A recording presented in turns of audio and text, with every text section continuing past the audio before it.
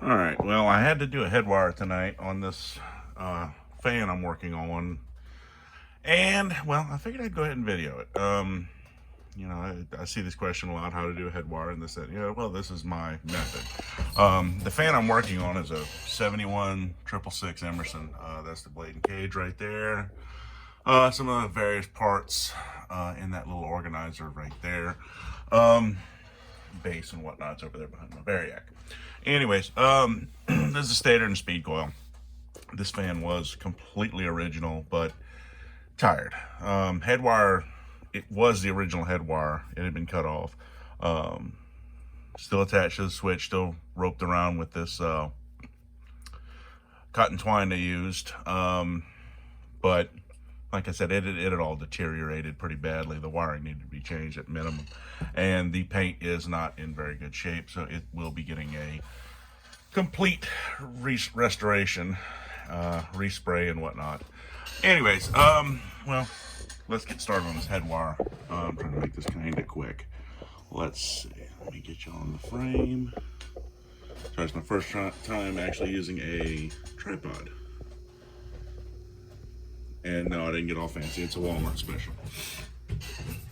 One thing I wanted to show is this is a factory Emerson headwire from this era, from the 20s, 30s. This is the stuff they use. Now it is fantastic, and I'm sure it was great in there, when it was new.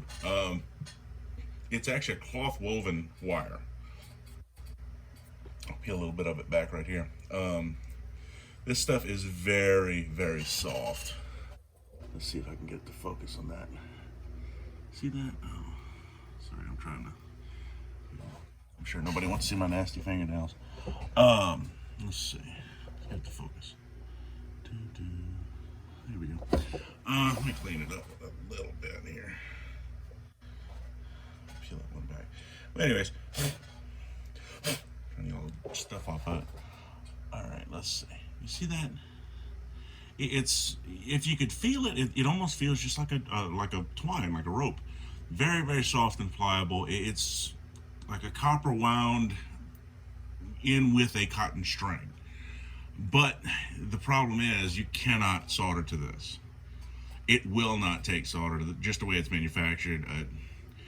Whenever you have one of these head wires, you cannot, if there's any of this left on the stator, which there is on this fan right here. See, that's the original head wire connection right there. That's all going to come off. You got to get back to these original lead wires, which are actually solid copper, tin coated. So you ditch this, and then come back all the way in here. Emerson was good about leaving these wires long enough. That way you could actually do something with them. Now what I do is, generally these fans, these Emerson fans from the 20s and 30s, the wires come this way and they come out about right here in the motor housing. See, I got the motor housing right here. So this is how this stator would sit in the housing. This is the rear of the stator. You see where the head wire, well, I don't know if you can see that. You see where the head wire comes out. So everything's gonna come out right about here. So that's where we wanna focus everything at. So what I tend to do is I'll come in here and I'll trim all this back. You see, let's see, I can cut this one back about right here. Leave yourself some room on these stators. That way, if you do mess up your first connection, or you have a few tries at least. You can cut it back again and a couple times. That way, to make sure that you leave yourself enough to cut it back a few times. That's kind of what I was getting at.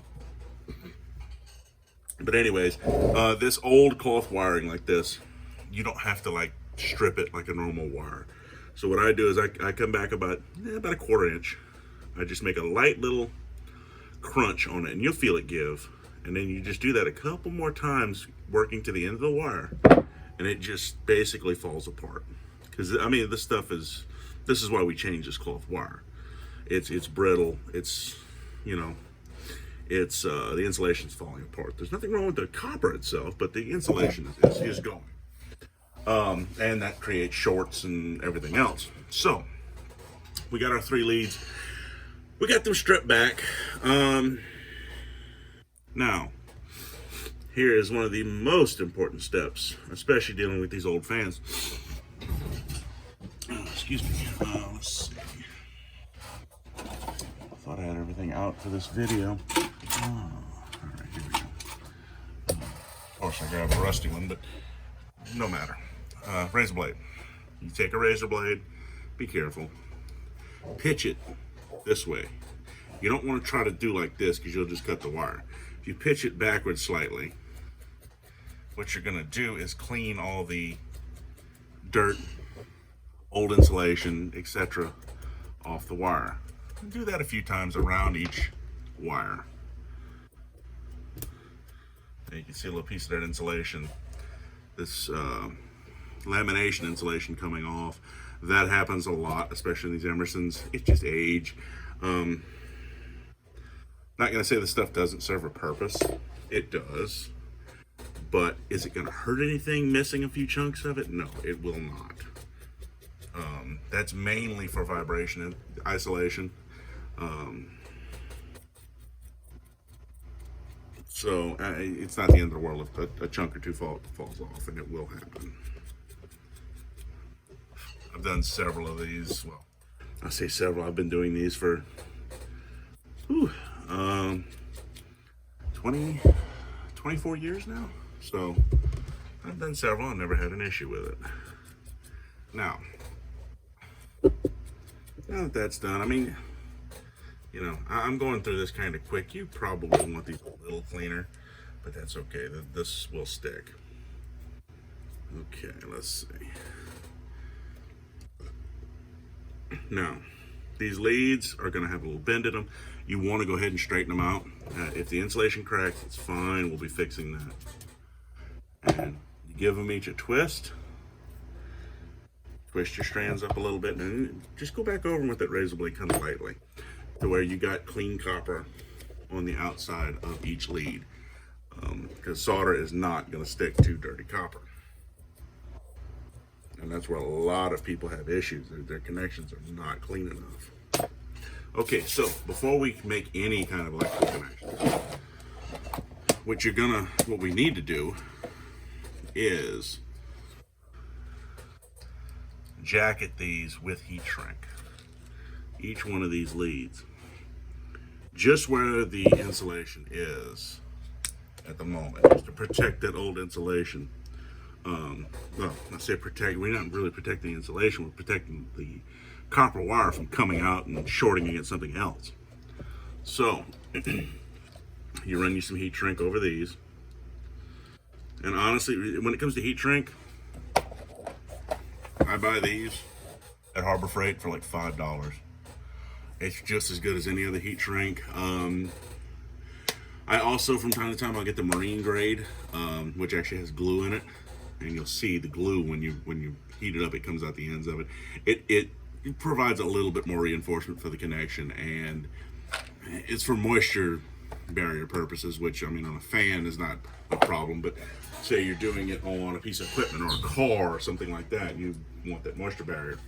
Make sure y'all still videoing here. Turn our heat gun on. Do not use a lighter on your heat shrink. It works, yes, but you will end up melting it, making it brittle. It's not going to work right. Get a heat gun. It doesn't have to be anything fancy. They have $19 heat guns, again, at Harbor Freight. You know, when you're talking stuff like this is 99% of us are doing this as a hobby. You don't have to go out and spend a ton of money on tools. Go to Harbor Freight and pick up stuff. And it works just as good. So, there's another little piece of that insulation coming off. Okay, so you have your 3 leads right here. Insulation on all 3 of them. Okay, next thing you're going to want to do on each lead, this is soldering flux, paste flux. It helps your solder flow, just like if you're doing a pipe joint. a copper pipe. You're sweating in a copper pipe in a house, in water line or refrigeration. Same difference. You put your flux on, put it on your leads, on your material to be soldered, and you get your soldering iron. I use this big Weller gun, and that's what I've always used. The pencil type soldering irons are perfectly good too. I've used those as well. I've always used a big Weller gun. It works well. It heats up quick. Maybe one of these days I'll upgrade to one of those nice uh, pencil gun with the what they call that, the base setup and all that, where you can just grab it and it's already hot and everything. But for now, this works just fine. Now, put a little bit of solder. Make sure I'm getting this on the camera. There we go. You'll hear that sizzle is that flux. Now, do a second, and you'll see it. Okay, you'll see when that wire gets hot enough to accept that solder. You'll see the solder flow into the wire. It won't just be sitting on top of the wire. Okay, let's try this again.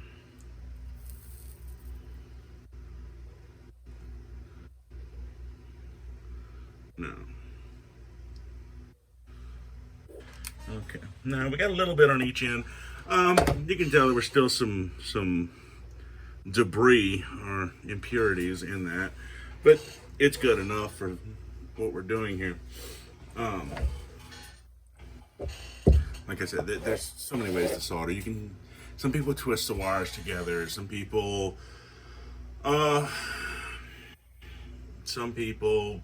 do little funky joints and all this type of stuff with wire. I tin either end of the wire, both wires to be put together. I slide my heat shrink on, then I just heat them. You'll see. I put them together, I heat them up, and melt the tinned ends together. Works great. Comes out with a clean joint. You can make it as small as 1/8 of an inch, and it'll hold just fine. As long as you have a clean joint, your temperature's right, you don't make a cold joint, you don't have a problem. A cold joint, you won't see. You just have a big blob of solder on top of the wires instead of intertwined in the wires.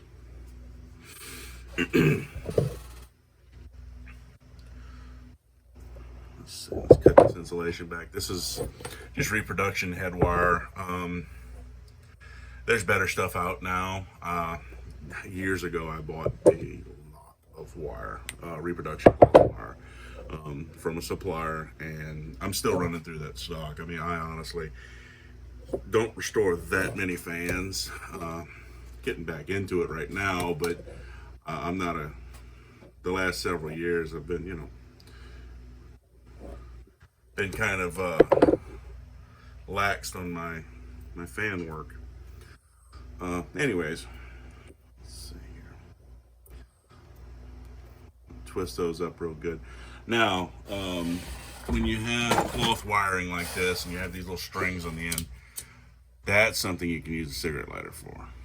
Don't use it on your heat shrink, but use it to get rid of the little fuzzies on the end of your cloth braided wire. Now, same deal here. Same story. We take our 3 leads, soak them in a little bit of, quite a bit of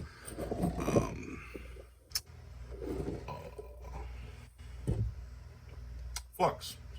Didn't think of the word. I gotta forgive me, it's late at night. Been a long day. Let's see here. Sometimes you have to work at this to get it to where, the wire will stay in position where you can solder it together. You bend things certain ways so the wire is not just sitting on your workbench. Excuse me. Alright, let's see here. 2.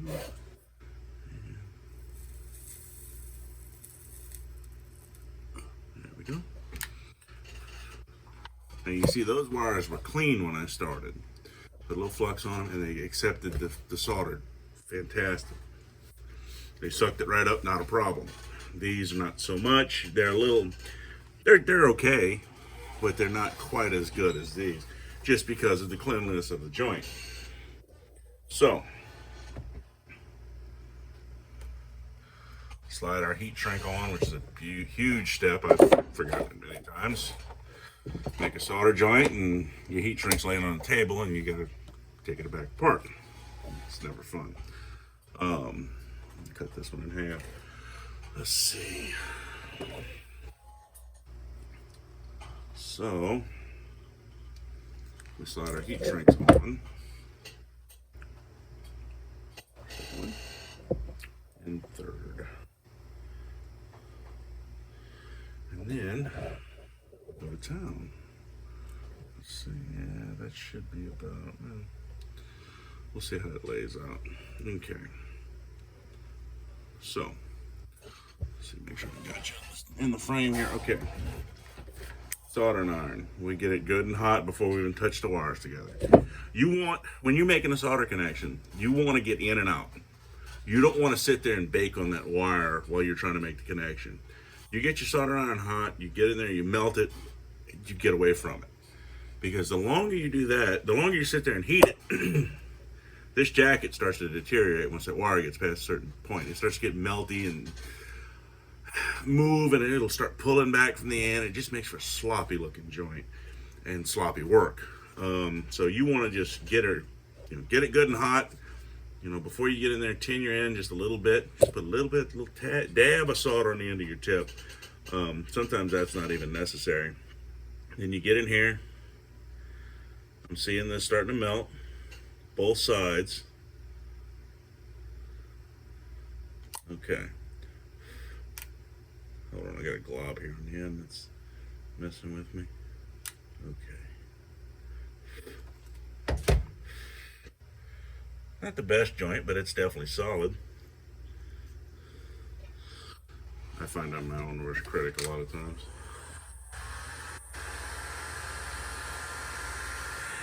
Whoop. I almost screwed myself up there. You got to watch where you point that heat gun, especially if you have heat shrink that hasn't been shrunk yet behind it. Because you'll shrink those two on there, and then you got to go for it again. You got to put two more pieces on there and make your joints and then shrink those. Okay, same story. Two tinned ends. Get the soldering iron good and hot. Put just a little bit on there. And you're just putting a little tinning, you're just tinning the end of that soldering gun just for heat transfer. Because that wet solder transfers that heat into that joint a whole lot better than just a dry end of a soldering iron. So.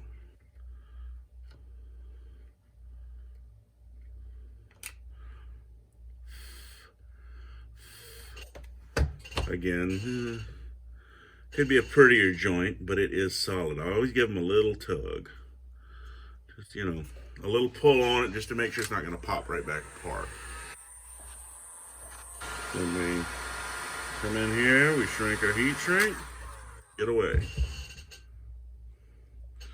Okay, see this one's starting to shrink a little bit, but I think we'll be all right. Oh God, I got COVID. No. Anyways. Oh boy.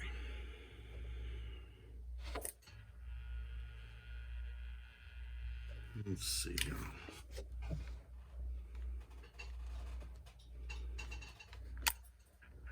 Alright, now. Let's try this again. Same deal.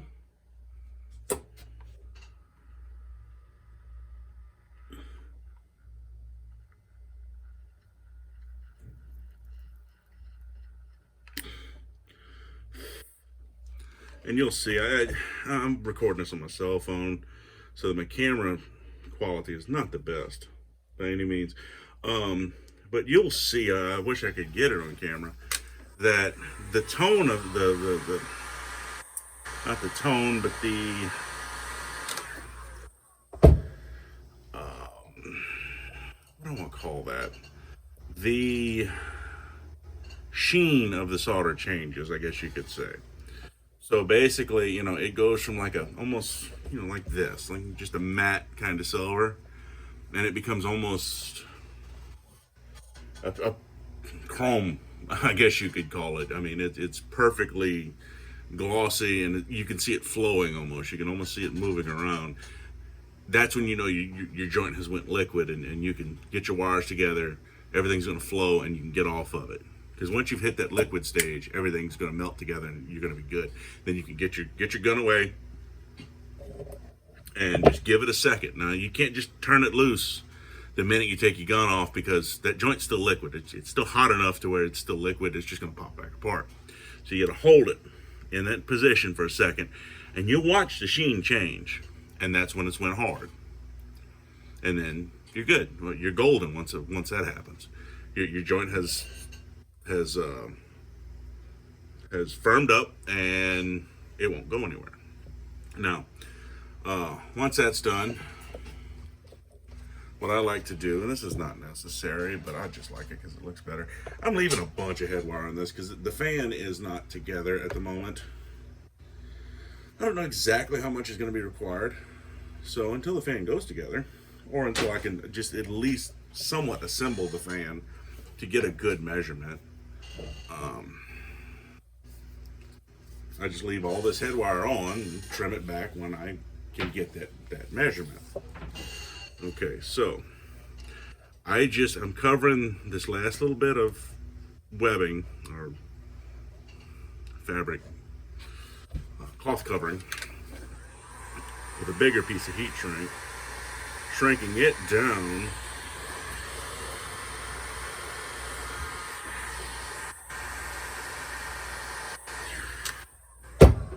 and there we go. Now we have a headwire. Now, while that's warm, you kind of get her in position.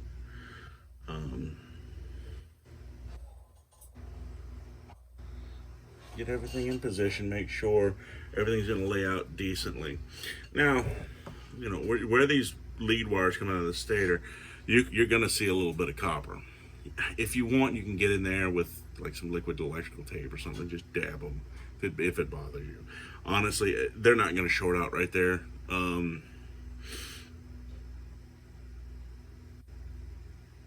They will, once that stator's in that housing, those wires are locked. They're not moving around, especially on an Emerson fan, because you know your grommet is right here.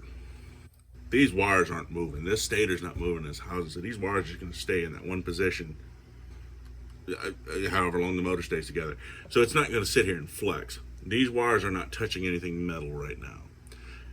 And to get in here and actually change these wires out, these lead wires come off the stator, and get back to the magnet wire and change them out, you really run the risk of damaging the stator trying to pull these out through. Not completely unnecessary. Leave it like this, put her back in the housing, it'll be fine. But anyways, like I said, that's my method of replacing a stator, a headwire. Are there other ways to do it? Sure. Is my way the best way? No. I mean, not in some people's opinion. But it works. It's worked for me for 24 years. I've never had one fail. I've never had one come back to me. And I predict this one will be the same way.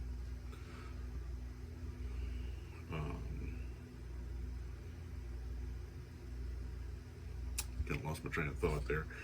I'm not real good at this presenting thing, video presentations, but I figured, you know, why not? Let's have some fun. Let's put this headwire on this motor, and I can at least try to show people my method of doing it and maybe help somebody out. But anyways, that is what I do. As far as materials, let me move this stator out the way. As far as materials, this is just rosin core electrical solder. Solid core solder is better, especially when you're using paste flux, but solid core solder is also a little hard to get. This just regular rosin core solder you can find at any hardware store or any automotive store really, is good. This is another brand of Forney. I've used them both. They're both labeled electrical repair solder. They work fine. I try to use the small diameter stuff. It melts easier. Don't try to use that big plumbing solder. I've seen people try to do that, not knowing any better, and it doesn't work. I mean, that stuff's being made to be melted with a torch. Don't use that. Same thing with this paste flux. It's usually right next to where the solder is. Get you some. This can's kind of had it, but that's a must for any electrical joint that you're trying to solder. I'll explain the heat gun thing, or the soldering gun thing. Now, the soldering iron, the soldering gun, I've ran into issues where you can't find these tips. Well, I started using, that's just 14 gauge or 12 gauge, I can't tell. Romex, electrical wire, copper wire. Out of, just, well, I had a bunch of pieces in my shop here. Just out of, electrical wire you'd find in the wall of a house. That's all that is. Take a piece, strip it, put it through the gun, tighten it down. It works just as good as the regular tip. And I have tons of it kicking around, so that works out for me, and might help you. But anyways, that's about it. I will maybe I'll start doing this a little more often, get a little bit better at it, and show y'all how I go through fans and all my little tips and tricks I've learned over the 24 years I've done it. All right.